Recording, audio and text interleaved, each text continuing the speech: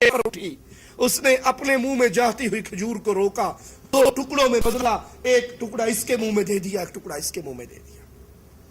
سیدہ عائشہ رضی اللہ تعالی عنہا فرماتی ہے مجھے اس کی اس عمل سے بڑا تعجب ہوا، بڑی حیران ہوئی۔ اللہ کے نبی صلی اللہ علیہ وسلم جب گھر آئے، میں نے آپ کو واقعہ سنایا، اللہ کے نبی نے سن کر کہا عائشہ تو نے اس کا یہ عمل دیکھا ہے، اب یاد کر لے ان اللہ قد اوجب لها بها الجنہ، اس عمل کی وجہ سے اللہ نے اس ماں کو جنت عطا کر دی۔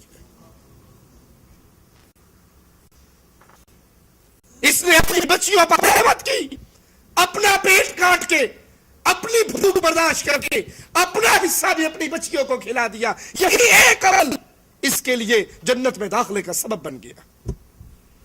اسلام نے بیٹیوں کو جو عزت دی ہے، عورتوں کو جو مقام دیا ہے، اب تو بہت ساری ہے جو اسلام کے چولے سے چھلانگ مارنے کے لیے تیار کھڑی ہے۔ انہوں نے وس چل رہے مولویوں نے اپنے ہاتھوں ہی مار چڑھنا، مولوی مولوی مولوی، پردہ پردہ پردہ، باہر نہیں نکلنا۔ ہم اکثریت ہیں، مرد اقلیت میں ہیں، ہم مردوں کے کندھے سے کندھا ملا کر چلنا چاہتے ہیں، ہم ملک کا ناک منہ سیدھا کرنا چاہتے ہیں۔ جب تک ہم نہیں کام کریں گی ملک ترقی کیسے کرے گا؟ ذرا ان ملکوں سے تو پوچھ لو جنہوں نے اپنی بیویوں کو گھر سے ترقی کے نام پہ ہی باہر نکالا اور اتنا ذلیل کر دیا۔ ڈبل روٹی کتنے کی ہے جی؟ ہمارے ملکوں میں ڈبل روٹی 15 روپے کی، 20 روپے کی، ڈبل روٹی کے اشتہار پہ بھی عورت، ڈبل روٹی کے اشتہار پہ عورت، صابن کے اشتہار پہ عورت، شیمپو کے اشتہار پہ عورت، عورتیں اور کپا دی سنڈیاں مارن واسطے مشہوری واسطے عورت۔ یہ عورت اتنی ذلیل ہو گئی، حالانکہ یہ عورت اتنی قیمتی ہے۔ میں آپ کو مثال دے کے سمجھاتا ہوں، کسی کے پاس 50 ریال ہو، اس جیب میں رکھ لے گا، ٹھیک ہے، 100-150 ہو سائڈ والی جیب میں ڈال لے گا، 500 ہو تو شلوار کی زپ لگی ہوئی جیب میں رکھے گا، 2-3 ہزار ریال ہو، جی مجھے ڈر ہے میرے کمرے میں چوری نہ ہو جائے، آپ امانت رکھ لیں، میرا بینک اکاؤنٹ کھلوا دیں، کسی کا کہیں بھی بس نہ چلے تو 1000 ریال کی بتی بڑھا کے شلوار دے نیفے جی تول لے گا۔ جتنی چیز قیمتی ہوتی ہے اس کی اتنی سیکورٹی کی جاتی ہے ایسے یا نہیں؟ آپ نے کبھی دیکھا کہ کوئی بندہ گولڈ مارکیٹ جائے، 4 تولہ سونا زیور چوڑیاں خریدے اور اس کا کیس ہاتھ میں پکڑا ہوا یوں ہلاتا ہوا آئے؟ کبھی دیکھا آپ نے؟ انہوں پتا ہے ہونے کس نے دال آنا تو نکل جانا، اس کو جیب میں ڈالے گا، جاتے ہوئے کسی کو بتائے گا بھی نہیں میں گولڈ مارکیٹ جا رہا ہوں کہ پیچھے نہ کوئی آ جائے۔ جتنی چیز قیمتی ہوتی ہے اتنی اس کی سیکورٹی زیادہ ہوتی ہے۔ سونے کی قیمت اس وقت تک نہیں بنتی جب تک یہ عورت کے ہاتھ میں نہ آ جائے۔ سونا بکری کو پہنا دو اچھا لگے گا، سونے کا ہار لے کے بھینس کے گلے میں ڈال دو اچھا لگے گا، یہ سونا سجے گا ہی تب جب ایک عورت کے گلے میں آئے گا، جب کسی کی بازوؤں میں آئے گا، اس کی ویلیو تب بنے گی۔ یہ ہیرا تب اپنی قیمت پائے گا جب یہ کہیں پہ پھنسے گا۔ آج نبی کی حدیث سناؤں، آپ نے فرمایا پوری دنیا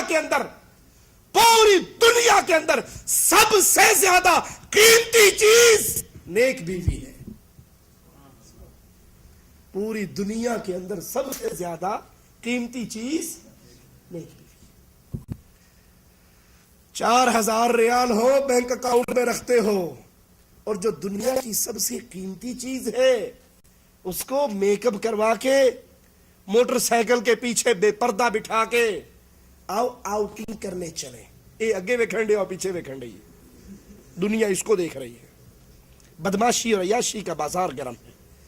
آج عورتیں کاروبار کے نام پہ، دکانداری کے نام پہ، اتوار بازار کی شاپنگ کے نام پہ اسلام کی حدود کو توڑنے کے لیے تیار کھڑی ہے اور سمجھتی ہے یہ پردہ دقیانوسی ہے، اور نہیں سمجھتی کہ اسلام سے پہلے تمہارا حال کیا تھا. تم زندہ درگور کی جاتی تھی. تمہیں عزت اسلام نے دی ہے. کتنی عزت دی؟ آؤ فرمان رسول علیہ الصلوۃ والسلام سنیں. بیٹی کی، لڑکی کی اسلام میں اتنی عزت ہے جب تک یہ اپنے نکاح پہ راضی نہ ہو اس کا نکاح نہیں ہو سکتا. پہلے تو یہ بھیڑ بکری کی طرح بچ جایا کرتی تھی. اس کے آقا بدل جایا کرتے تھے. اس کو ظلم و ستم کی چکی میں پیس دیا جاتا تھا. اسلام نے عورت کو عزت دی. جب تک لڑکی راضی نہ ہو اس کا باپ بھی اس کا نکاح نہیں کروا سکتا. بخاری و مسلم میں ہے، امام الانبیاء نے فرمایا بیوہ کا نکاح اس کا حکم لیے بغیر نہ کیا جائے، اور کنواری کا نکاح اس کی اجازت کے بغیر نہ کیا جائے. صحابہ نے عرض کی یا رسول اللہ صلی اللہ علیہ وسلم وکیف اذنها، کنواری کی اجازت وہ کیسے لی جائے گی؟ آپ نے فرمایا اگر کنواری سے آ کر اس کے نکاح کی بات کی جائے اور وہ خاموش ہو جائے تو اس کی خاموشی رضامندی ہے. کنواری کا چپ ہو جانا راضی ہونے کی دلیل ہے. اور بیوہ کا زبان سے بولنا ضروری ہے. صحیح بخاری میں ہے، سیدہ عائشہ سے روایت ہے، نبی کریم صلی اللہ علیہ وسلم نے فرمایا کنواری لڑکی سے نکاح کرنے کی اجازت طلب کی جائے. سیدہ عائشہ نے فرمایا اے اللہ کے حبیب علیہ الصلوۃ والسلام، کنواری تو شرماتی ہے. آپ نے فرمایا اس کی اجازت اس کا خاموش ہونا ہے. اس کی اجازت اس کا خاموش ہونا ہے. ابو داؤد اور ترمذی میں ہے، امام الانبیاء نے فرمایا یتیم بچی سے اس کی جان کے بارے میں یعنی اس کے نکاح کے بارے میں حکم طلب کیا جائے گا. اگر وہ خاموش رہے تو یہی اس کی اجازت ہے، اور اگر وہ انکار کر دے اس پر کوئی زبردستی. یہ عورت کے حقوق جو اسلام نے اس کو عطا کیے ہیں. اچھا یہ اجازت لینی کب چاہیے؟ اجازت لینی کب چاہیے؟ آپ نے دیکھا نا اکثر اجازت کب لی جاتی ہے؟ جب بالکل بارات آ جاتی ہے، لڑکی کو دلہن بنا لیا جاتا ہے، پھر ماموں صاحب رجسٹر لے کے اٹھتے ہیں اور اندر جاتے ہیں. ہاں جی تو یہ اجازت ہے. وہ روتی بھی ہے، اس کا پھڑ کے انگوٹھا لا دیں. شریعت نے یہ تعلیم نہیں دی. جب آپ کے گھر میں کوئی رشتے کے لیے آئے، یہ ہمارے ہاں کچھ شرم و حیا شریعت سے بڑھ کر ہے. شرم و حیا شریعت سے بڑھ کر ہے.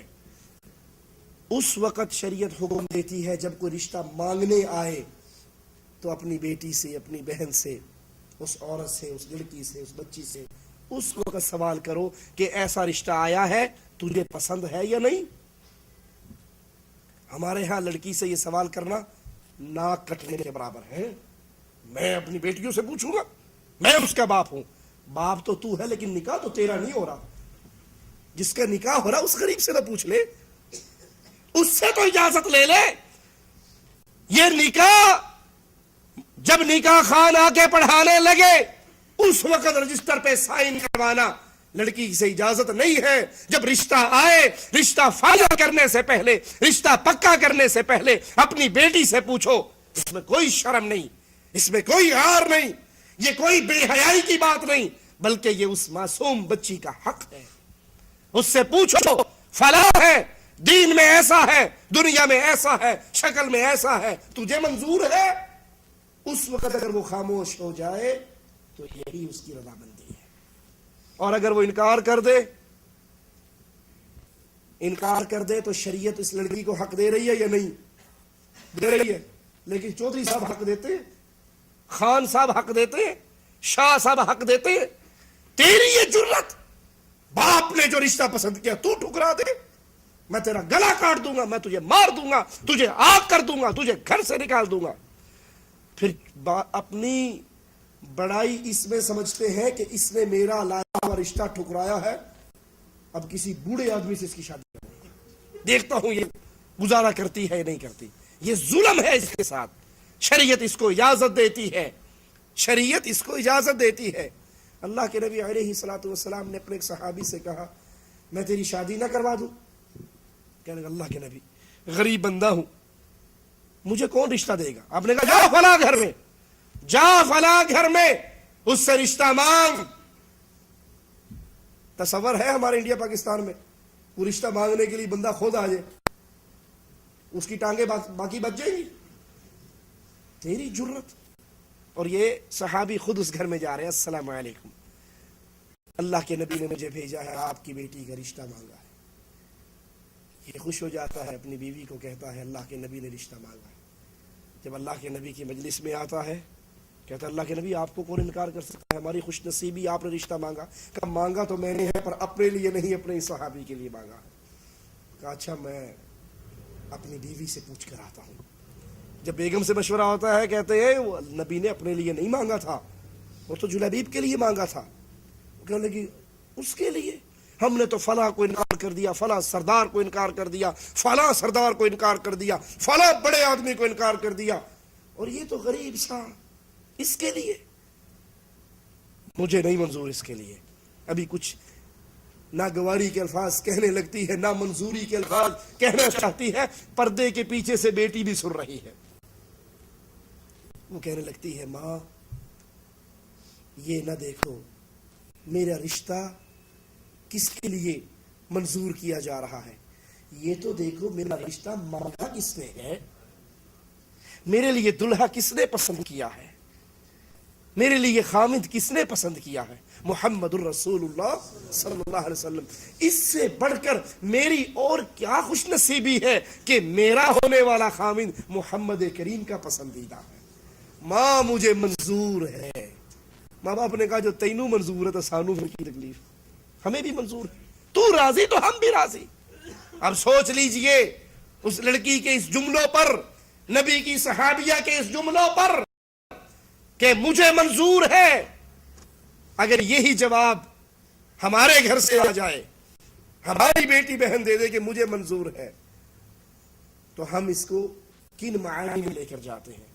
اللہ سے دعا ہے اللہ ہمارے حال پہ رحم فرمائے، اللہ ہماری خطاؤں کو معاف فرمائے، اللہ ہمارے دل میں بیٹیوں کا پیار پیدا فرمائے، زمانہ جاہلیت کی سوچوں سے ہمیں نکالے، بیٹیوں کو اپنے گھر میں ان کی پیدائش پہ ہمارے چہرے پر مسکراہٹ آئے۔ یہ اللہ کی رحمتیں ہیں، ان کی تربیت کیجئے، ان سے محبت کیجئے، انشاءاللہ یہ جنت میں جانے کا سبب ہوگا۔ اقول قولی ھذا واستغفر اللہ لی ولکم ولسائر المسلمین۔